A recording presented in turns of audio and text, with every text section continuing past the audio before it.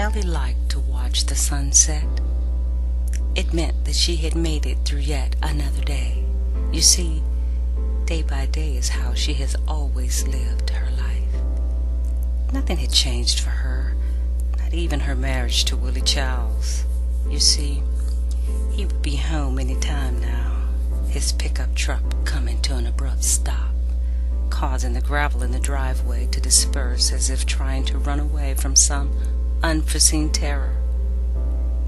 Ellie relished these last moments of peaceful solitude, because when Willie was around, the yelling would soon start, only to end with the hitting.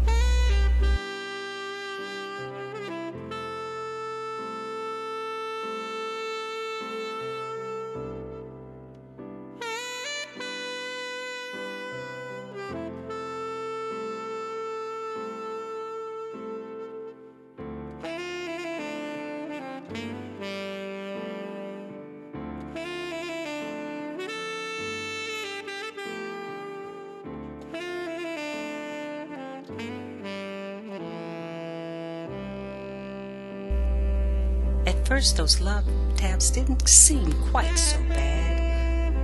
Or maybe it was because violence had always been a part of Allie's life. Allie's father did it to her mother, and her mother told Allie he did it because he loved her. Allie grew up hearing her mom telling the neighbors that what they heard were nothing but Dad showing her love. What her mom did not see were the looks the neighbors exchanged when she turned her back to go back into the house. Everyone in the neighborhood knew about Dad and his love taps.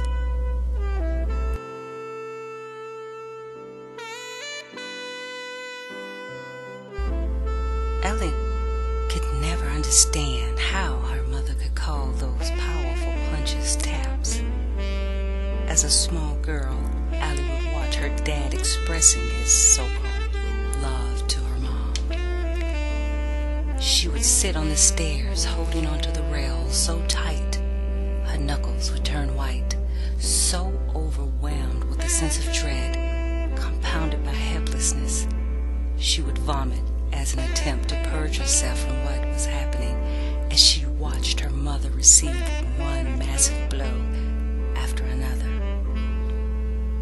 And on the next day, the three of them would sit around the breakfast table as if the night before was just a little girl's bad dream. Her dad sipping his coffee composed mostly of sugar and cream, reading the sports section of the paper as he always did, while her mother placed the last few items of food into a small lunch sack. Her makeup put on hurriedly and poorly, never really covered up all the marks. As Ellie left the house to catch the bus for school, her mom would give her a big hug and tell her to be good and to obey and do what she's told.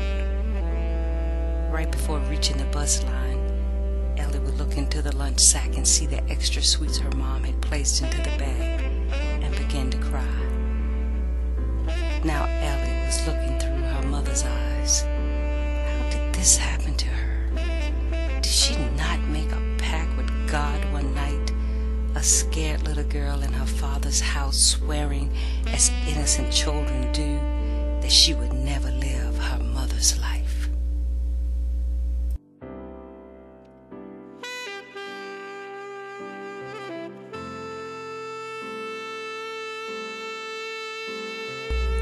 This was their third baby, soon to be born. The other two were never born because Willie had beat her silly, causing her to lose them both. The beatings were not the worst part of the miscarriage. It was those darn nurses and their looks. She hated she had to lie to them, but they just wouldn't understand. How could anyone but someone looking through her mother's eyes really understand? The last glimmers of sunlight had exhausted themselves as Allie seized the headlights from Willie's pickup truck pounding down the horizon. She steps from the window and turns toward the kitchen table to make sure everything is to Willie's liking. She puts a cover over a large pan of water that's boiling on the stove, and turns, bends over, reaches deep under the cabinet and removes a small old box of lye, which she usually used to kill pesky water bugs. But she moves it towards the front, and after one final inspection, Ellie turns towards the door and waits for Willie to come home. For the first time in a very long time, she smiles as she remembers the sunset.